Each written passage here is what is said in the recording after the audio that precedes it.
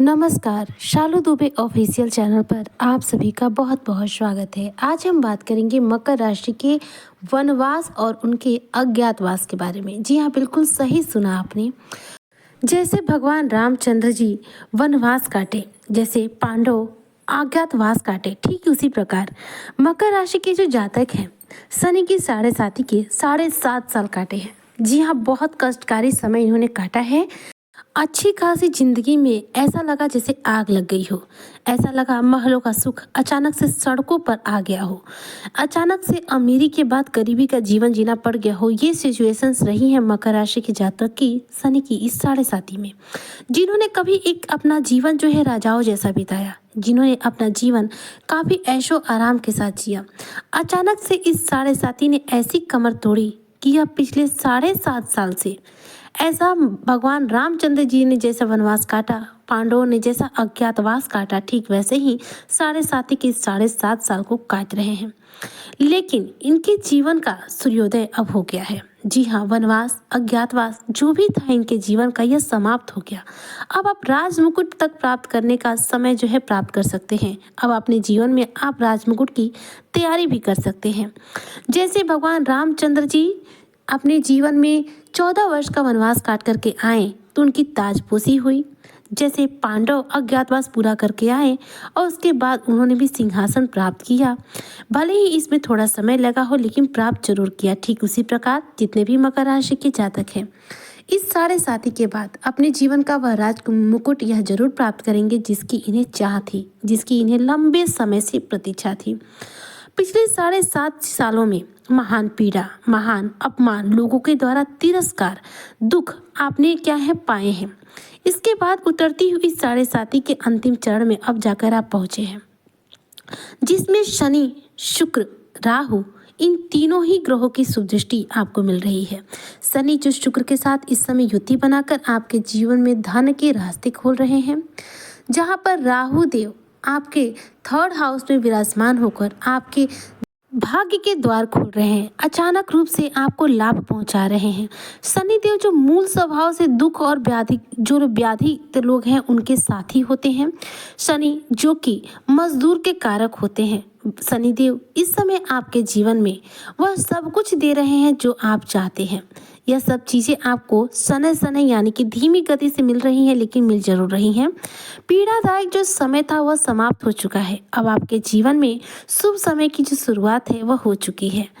आपके जीवन का यह पिछला 7.5 साल भले ही आपके लिए कष्टकारी रहा, लेकिन अब आने वाले समय में आपका जो जीवन है पूर्णतः इससे मुक्त हो जाएगा, क्योंकि शनि की साढ़े साथी अब समाप्त भी होने वाली है। और मायावी राहु देव जो कि बैठे हुए हैं मीन राशि में, अगले माह यानी कि फरवरी 2025 में शुक्र के साथ युति बनाएंगे।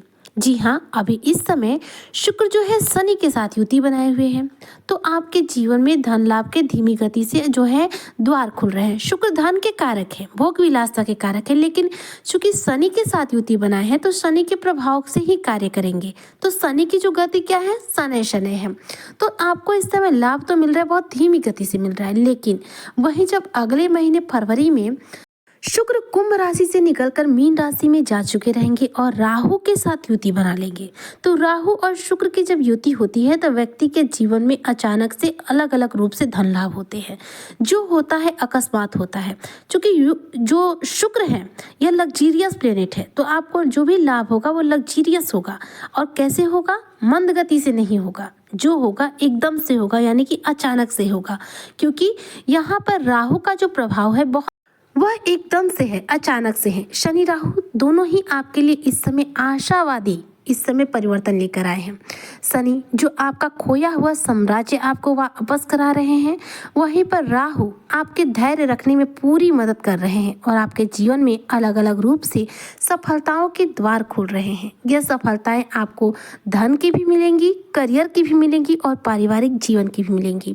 राहु का जो संबंध है आपके 3य भाव से है, जो कि 3य भाव में होने से आपको इस समय बहुत शुभ दृष्टि प्रदान करे। 3य हाउस का राहु, जो कि मैं पहले भी बता चुकी हूँ कि 3य हाउस में राहु सबसे ज़्यादा बलवान होते हैं।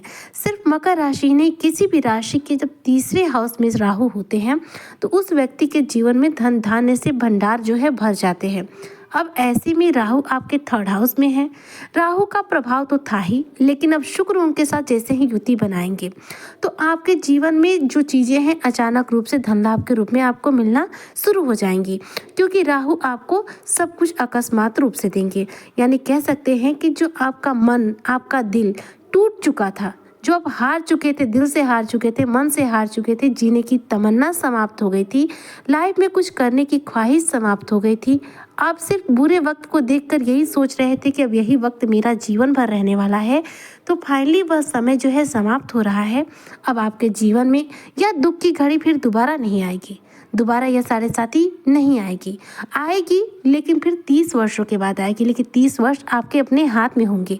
इन 30 वर्षों में आप अपने जीवन में उज्जवल भविष्य देख पाएंगे, अपने जीवन में करियर को एक अच्छे मुकाम पर पहुंचा पाएंगे, जीवन में अलग अलग रूप से सफल हो पाएंगे, अलग अलग रूप से कामयाबी को प्राप्त कर पाएंगे। लेकिन एक बात का ध्यान रखिएगा, इन 7.5 सालों में जो लेसन आपने पढ़ा है, जो अध्याय जीवन का आपने जिया है और समझा है, उसे हमेशा याद रखिएगा।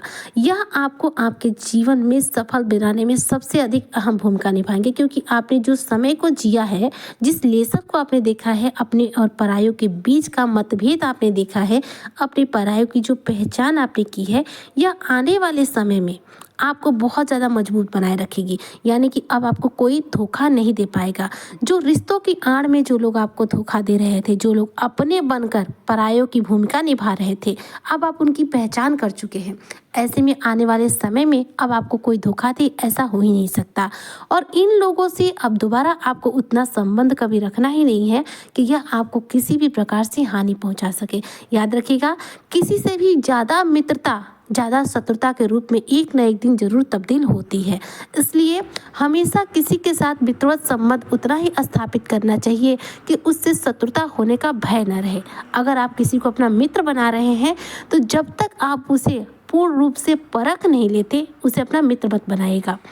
7.5 में आपने अपनी परायों की इस पहचान में आपको कुछ अपने जरूर मिले होंगे, जो आपके दुख की घड़ी में आपका साथ दिए होंगे, आपके बुरे वक्त में आपके काम आए होंगे, वो आपके साथ हमेशा खड़े रहे होंगे। बस वही आपके मित्र हैं, इसके अलावा आपका कोई मित्र नहीं है। बस इसी रास्ते पर आपको चलना है कि आपका कोई नहीं है, आप जो करेंगे स्वयं करेंगे, सफलता आपके कदम चूमेगी, आपके जीवन में आपको सब कुछ प्राप्त होगा। लेकिन अब आपको किसी पर भी किसी रूप में भरोसा नहीं करना है, इस बात को ध्यान रखिएगा।